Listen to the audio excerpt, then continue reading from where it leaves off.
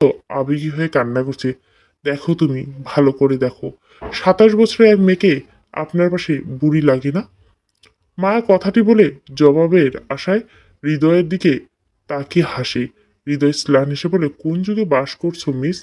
এখন মেয়েদের ২৭ বছর বয়স তেমন আহামরি কিছুই না। আর আপনি নিজেকে বুড়ি বলে সম্বোধন করছেন? আমি বলছি না, সমাজ বলছে। সত্যি তো তাই। কারো অপেক্ষা করতে করতে আমি নিজের বয়সের দিকে তাকানোর সময় পাইনি। বয়সটা সত্যি বড্ড বেশি হয়ে গেছে। মায়ের কথা শুনে হৃদয় শব্দ করে হেসে দেয়। তারপর বলে, জীবন খুব সুন্দর, কিন্তু আমরা জীবনটাকে জটিল করে তুলি। লোকে কি বলবে, সমাজ পিছনে বসে আমাকে নিয়ে কি ভাবছে, এসব ভেবে আমরা আমাদের জীবনকে জটিল করে তুলি। আপনি কিন্তু জানেন আপনার বয়স তত বেশি নয়, তবুও আপনি নিজেকে বয়স্ক ভাবছেন, কারণ অন্য কেউ আপনাকে এই কথাটি বলছে। এখানেই সমস্যা। অন্যের কথা এত গায়ে মাখছেন কেন? আপনার সত্যি মনে হয় না আপনার বয়স অনুযায়ী আমি একটু বেশি বড়? মায়ের প্রশ্ন শুনে হৃদয় তার দিকে মিষ্টি হেসে তাকায়। তারপর বলে, না, আমার বয়স ৩০ চলে। আমি জানি আমি পুরুষ মানুষ। এই বয়সে চাইলে একজন ১৮-১৯ বছরের মেয়ে পেয়ে যাব। কিন্তু আমার মনে হয় এই মেয়ে আমার জন্য পারফেক্ট হবে না। আমাদের বয়সের ব্যবধান অনেক হয়ে যাবে। আমার মনে হয় আমাদের মানসিকতা মিলবে না। আমার অবস্থানে দাঁড়িয়ে আমি হয়তো তার আবেগ, তার চাওয়া বুঝবো না। তেমনভাবে সেও আমাকে বুঝবে না। এজন্য আমি প্রতিষ্ঠিত হওয়ার আগে ভেবেই নিয়েছিলাম অবশ্যই কম গ্যাপের মেয়ে বিয়ে করব। আমার ক্ষেত্রে আপনার বয়সটা আমার বয়সের সাথে পারফেক্ট। মায়া মুগ্ধ হয়ে হৃদয়ের কথা শুনে হৃদয় মুচকি হাসি দিয়ে পুনরায় বলে, এর মানে এটা নয়। আমি বলছি না বয়সের ব্যবধান থাকা দাম্পত্যের সুখে নেই, অবশ্যই আছে। তবে আমি আপনাকে যেটা বললাম সেটা আমার ক্ষেত্রে আমার চাওয়া। এখানে আমি অন্যরা কি ভাবছে, কি করবে সেটা ভাবছি না। জীবন কতই অদ্ভুত, তাই না? বয়স বেশি বলে কেউ ছেড়ে দেয় না। আমার কারো কাছে এই বয়স পারফেক্ট মনে হয়। মায়া এই কথার জবাবে হৃদয় খুব সুন্দরভাবে বলে, আপনার বয়স বেশি এটা সমস্যা নাই। বয়স হলো সেই মানুষটা আপনাকে চায়নি। যদি চাইতো তবে আপনাকে এই সামান্য অজুহাত দিয়ে ছেড়ে দিত না।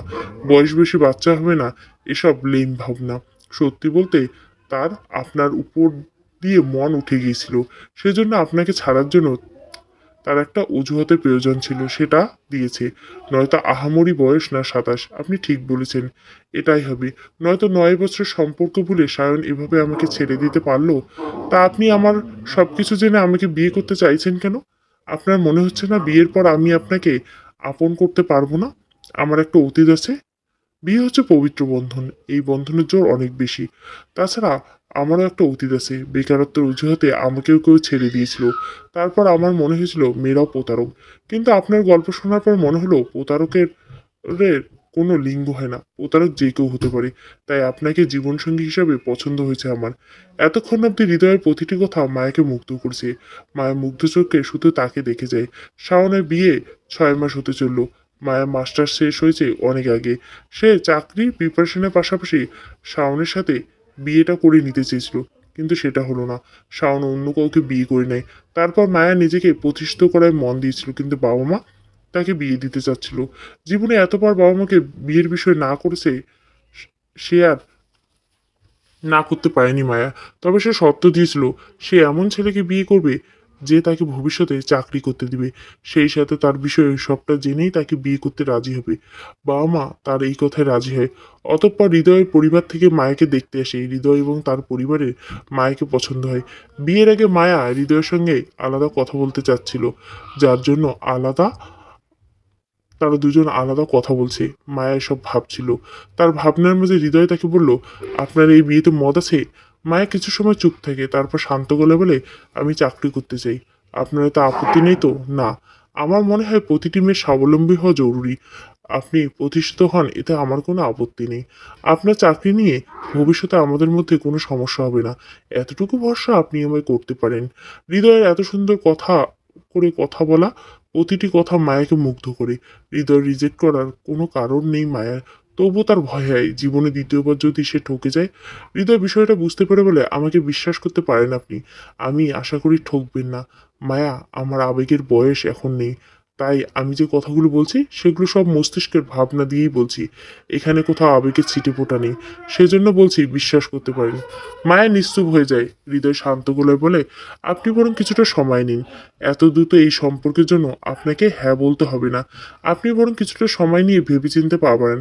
একটা কথা মাথায় রাখবেন মায়া, এই বিয়েটা ভেঙে গেলে বাবা মা কষ্ট পাবে।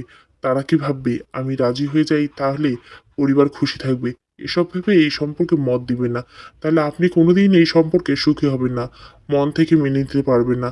তাই লোকের কথা না ভেবে, মত না দিয়ে নিজের কথা ভাবুন। আপনার জীবনের জন্য যেই সিদ্ধান্ত আপনার সঠিক মনে হবে সেই পদক্ষেপ নিন। সেভাবে সিদ্ধান্ত জানান। একটু থেমে হৃদয় পুনরায় বলল, আমি হয়তো আমার কথাগুলো সুন্দরভাবে গুছিয়ে বলতে পারিনি। তবে আমি আশা রাখবো আপনি কথাগুলো বুঝছেন। সেই অনুযায়ী নিজের মতামত জানাবেন।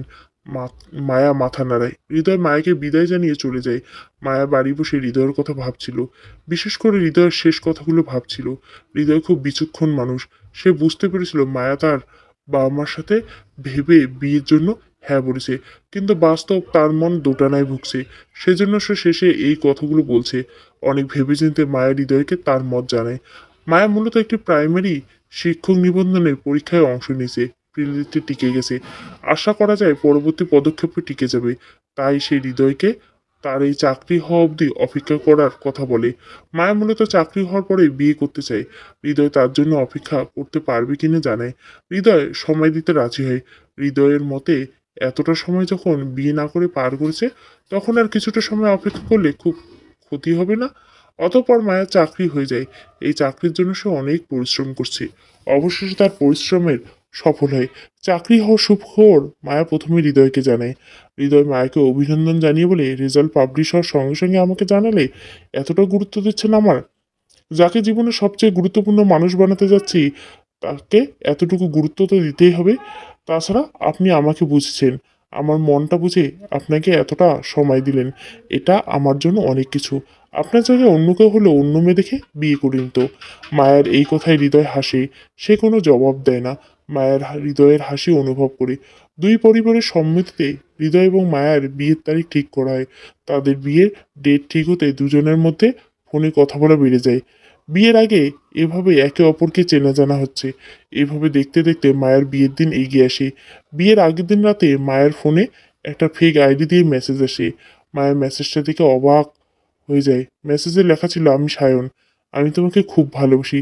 তোমাকে বিয়ে না করা ছিল আমার জীবনে চরম ভুল, যা আমি এখন বুঝতে পারছি। আমি ভালো নেই মায়া। তোমার অভিশাপ হয়তো ভালো নেই। জানো মায়া, আমার স্ত্রী আমাকে বোঝার চেষ্টা করে না।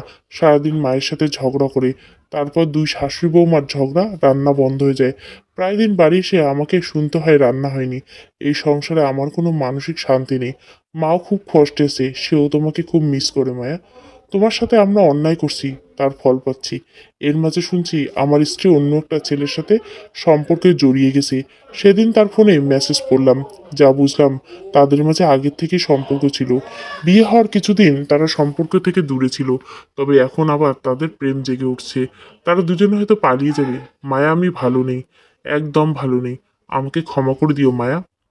মায়ের মেসেজটা পড়তে না পড়তেই একটা মেসেজ এসলো। সেখানে লেখা ছিল, শুনলাম তোমার বিয়ে, ছেলে নাকি বিসিএস ক্যাডার। তুমি খুব ভালো মায়া, সেজন্য এত ভালো ছেলে পেয়েছো। পারলে আমাকে ক্ষমা করে দিও। শুধু জেনে রাখো, আজও আমি তোমাকে ভালোবাসি, খুব ভালোবাসি। মায়া মেসেজ দুটো খুব মনোযোগ দিয়ে পড়লো। মেসেজ পড়ার শেষে একটি দীর্ঘশ্বাস ফেললে মায়া। তারপর খুব সুন্দরভাবে লিখে, মেয়েটার বয়স কম, হয়তো বুঝতে পারছে না। তুমি হয়তো তার মনটা বুঝতে পারছো না। তোমার মা হয়তো তাকে সংসারে এত বড় দায়িত্ব চাপিয়ে দিচ্ছে, তার দায়িত্বভার বহন করার সক্ষমতা না দেখে। তাই হয়তো তোমাদের মাঝে সমস্যার সৃষ্টি হয়েছে। তোমরা একসাথে বসে কথা বলো। এই দুনিয়ায় কেউ পারফেক্ট নয়। সংসার জীবনে একজন স্ত্রীকে মানিয়ে গুছিয়ে নিতে হয়। সেভাবে একজন স্বামী ও শাশুড়িকেও বউকে এই সংসারে মানিয়ে নেওয়ার মতো সময় বা বুঝ দেওয়া উচিত। তোমরা সবাই কথা বলে নিজেদের সমস্যা মিটিয়ে নাও। আর আমি জানি না তোমার স্ত্রী পরকীয়ার কথাটা সত্যি কিনা। যদি সত্যি হয় তাহলে তাকে এসব পাপ, ভুল এগুলো বোঝাও। এতটুকু বলবো। আর হ্যাঁ, আমি তোমাকে কোনো অভিশাপ দেইনি। যেখানে আমি নিজেই হারাম সম্পর্কে ছিলাম, সেখানে আমার অভিশাপ দেওয়ার অধিকার আছে কি নাই। কাল আমার বিয়ে। আমি আশা রাখবো তুমি কখনো আমার সাথে যোগাযোগ করার চেষ্টা করবে না। আমার ভাগ্য সত্যিই ভালো। আমার হবু স্বামী খুব ভালো মানুষ। সে ক্যাডার বলে হয়তো তোমার আমাকে ভাগ্যবতী মনে হচ্ছে। কিন্তু আমার নিজেকে ভাগ্যবতী মনে হওয়ার কারণ সে ক্যাডার তা নয়। সে একজন ভালো মানুষ। সুন্দর চিন্তাধারার মানুষ। এটাই আমার ভাগ্যবতী হওয়ার কারণ। যাই হোক, আমি আমার অতীতের পাপের জন্য আল্লাহর কাছে ক্ষমা চাচ্ছি। তুমি আল্লাহর সাহায্য চাও। আশা করি সব ভালো হবে। আবারও বলছি, ভুল করো আমাকে আর নক দিবে না। মেসেজটি সেন্ড করে মায়া আইডি ব্লক করে দেয়। ব্লক দেওয়া আইডির দিকে কয়েক মিনিট পলকহীন দৃষ্টিতে তাকিয়ে থাকে মায়া। এরপর নিজেকে সামনে হৃদয়কে ফোন দেয়। পরিশেষে মায়া এবং হৃদয়ের খুব সুন্দর একটি সংসার গড়ে ওঠে। মায়া তার কর্মজীবন, সংসার জীবন নিয়ে খুব সুন্দর জীবন কাটাচ্ছে। শাওনের কি হয়েছে বা সে কেমন আছে এসব মায়া কখনো জানতে চায়নি, জানার চেষ্টা করেনি। তাই সে জানে না সায়নের পরিণতি এখন কি। সে শুধু জানে সে খুব ভালো আছে। মায়া যেমন জীবন সায়নের সঙ্গে কাটানোর স্বপ্ন দেখছিল, তেমন একটা জীবন সে পেয়েছে। তবে জীবনটা সে হৃদয়ের সাথে কাটাচ্ছে। এই জীবন নিয়ে মায়া খুব খুশি। একদিকে হৃদয়ের বুকে মাথা রেখে মায়া খুব খুশি প্রকাশ করে। সে বলে, ২৭ বছর বয়সটা বেশি নয়। এই বয়সটাই পারফেক্ট। হৃদয়ের মতো একজন জীবনসঙ্গী পাওয়ার জন্য এই বয়সটা পারফেক্ট। শাওনের মতো যারা জীবনে থাকতে চায় না তাদের জন্য এটি পারফেক্ট নয়। তাদের কাছে ২৭ বছর বয়স বুড়ি হলেও হৃদয়ের মতো মানুষের জন্য এই বয়স পারফেক্ট। আর আমি চাই আমার মতো সকল মায়াদের ২৭ বছর বয়সে হৃদয়ের মতো পারফেক্ট একজন আসুক।